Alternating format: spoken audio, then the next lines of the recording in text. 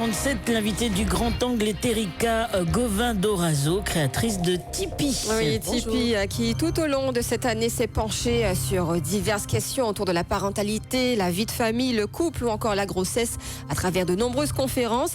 La dernière en date était le week-end dernier pour la conférence sur la parentalité décomplexée. Bonjour Erika. Bonjour Isabelle. Alors la parentalité décomplexée, on revient un peu sur ce dernier grand rendez-vous de Tipeee. Ouais. Qu'est-ce que c'est que la parentalité décomplexée? Alors décomplexée, pourquoi? Parce qu'on n'est pas dogmatique chez Tipeee. On vous fournit un décryptage sur des nouvelles méthodes, on va fournir des outils, donc des conférences comme vous le disiez bien, des conférences, des ateliers parents-enfants, et puis le gros événement annuel qui a eu lieu ce week-end, Tipeee, le rendez-vous de la parentalité décomplexée. Donc décomplexée parce qu'il n'y a pas de jugement, tout simplement.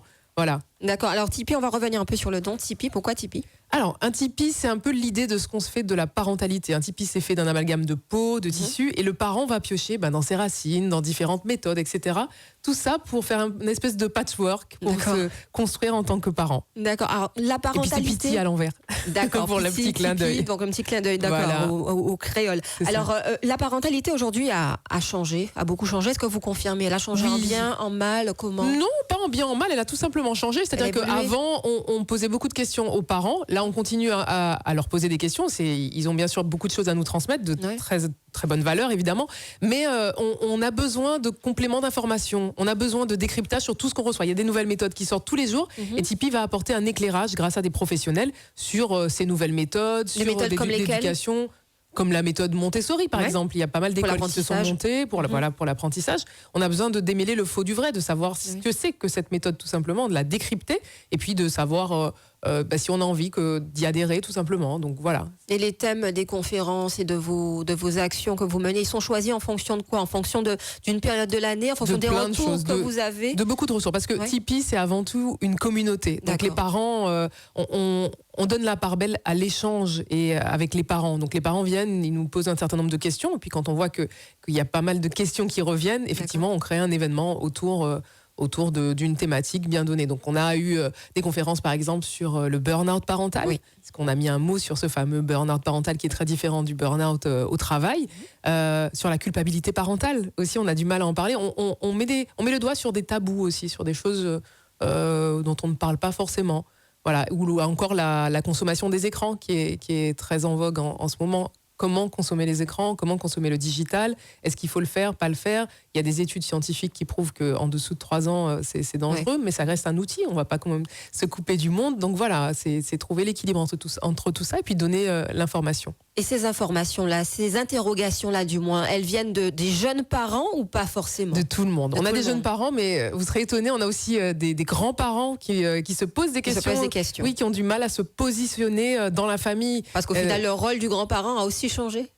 Il a changé, et puis les enfants sont pas les mêmes en fait. Avant, votre grand-mère, elle vous disait viens manger tout de suite, vous veniez en fait. Tout de suite. Là, tout de suite. Oui, vous aviez plutôt intérêt.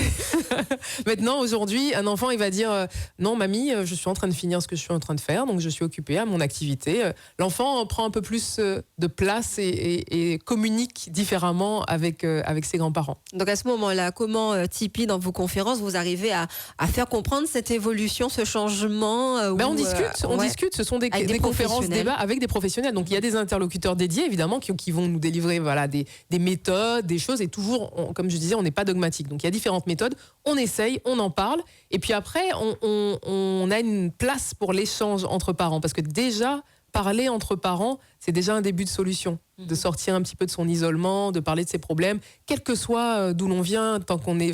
On me dit souvent. Ça s'adresse peut-être à une population élitiste, déjà sensibilisée à ce genre de méthode. Pas du tout. Un parent qui a des problèmes, c'est le même problème. Un enfant qui ne dort pas, quel que soit dans la famille dans laquelle il est, c'est un enfant qui ne dort pas. Le problème reste le même. Voilà. Donc déjà, discuter entre parents, et puis évidemment venir chercher l'information auprès de professionnels chez Tipeee. Alors vous parlez d'une communauté. Quand on entend communauté, on a l'impression que c'est une petite communauté à travers des réseaux sociaux. Comment vous arrivez? C'est ça même? Oui, il y a un groupe fermé. On y adhère. Oui, on y adhère. Et combien d'adhérents? Pour l'instant, on est à 280, donc ça grandit de jour en jour. On est une jeune communauté, mais il y a des demandes d'adhésion tous les jours. Donc on échange sur ce groupe fermé, sur des questions plus pointues. Et puis évidemment, on communique aussi sur la page Facebook, sur le site internet, et puis en physique dans nos rendez-vous, soit comme ce week-end, effectivement, là où c'est vraiment la dimension festival, avec des conférences sur plusieurs thématiques, le cinéma des petits bouts, des ateliers différents. Cette année, c'était sur la thématique du voyage. Donc le voyage à proprement parler. Donc il y avait une famille de blogueurs qui venaient nous donner des astuces sur comment voyager avec ses enfants, parce qu'on peut voyager partout avec ses enfants, même petits. Il suffit d'un minimum d'organisation. Donc ils nous donnaient des trucs et astuces, et aussi des astuces sur le budget. Il y avait aussi le voyage émotionnel, retrouver son enfant intérieur pour mieux comprendre son enfant. Donc il y avait des petits jeux, des espaces sensoriels, etc. Puis oui, le voyage sensoriel, je le disais, avec une box sensorielle dans laquelle il y avait des textures, des lumières, des odeurs, enfin plein de stimuli différents. Alors, pour adhérer à votre communauté, est-ce qu'il faut avoir un but, un objectif particulier? Parce que bien souvent, quand on veut adhérer à un groupe fermé, il faut avoir un objectif. Est-ce que là, c'est forcément le je cas pars du principe que tout le monde est concerné, parce que les enfants, en fait, l'éducation des enfants, les enfants d'aujourd'hui sont les citoyens qu'on va mettre dans la société de demain. Donc, si vous êtes un tant soit peu sensible à la société dans laquelle vous vivez, vous êtes sensible à l'éducation, et forcément, tout le monde a son mot à dire. Donc, il y a des professeurs dans notre communauté qui ne sont pas forcément parents. Il y a des parents, bien évidemment, il y a des grands-parents, des professionnels de santé, de la petite enfance, etc.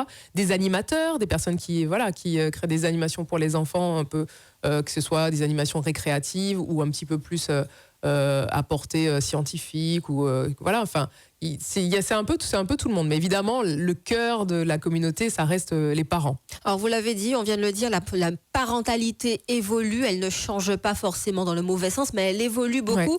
Est-ce qu'on arrivera, c'est une question comme ça, est-ce qu'on arrivera à un stade où, comme en métropole, on aura une super nanny pour aider aussi les parents un jour, au-delà peut-être des conférences, dans la pratique même, dans l'atelier? Je pars une super nanny, je ne sais pas, mais je pars du principe que les parents sont de toute façon les meilleurs parents pour leurs enfants, parce qu'ils veulent le meilleur pour leurs enfants, et ils donnent ce qu'ils ont de meilleur, ils donnent leur amour. Après, nous, ce qu'on fournit, c'est plutôt des petites aides ponctuelles ou sur le long terme, mais c'est vraiment le parent garde sa place de parent. On ne va pas lui prendre sa place de parent. C'est ça.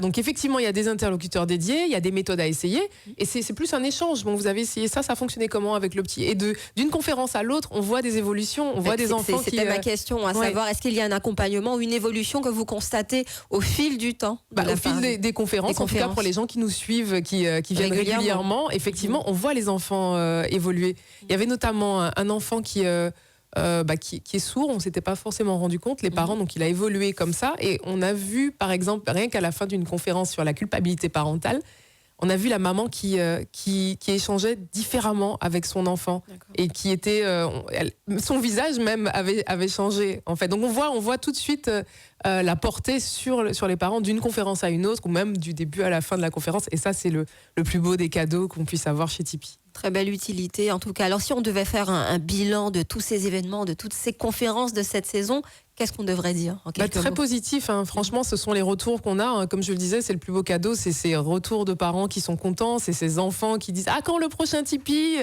C'est la plus belle des satisfactions. Donc effectivement, ça prend de plus en plus d'ampleur, Tipeee, de mois en mois, parce qu'on a tout juste un an, hein. Voilà. C'est ce que j'allais vous dire. Merci beaucoup, Erika Goven-Dorazo, d'avoir répondu à notre invitation et à nos questions. Je rappelle que vous êtes la créatrice de Tipeee. Co-fondatrice, oui. Merci beaucoup. Merci.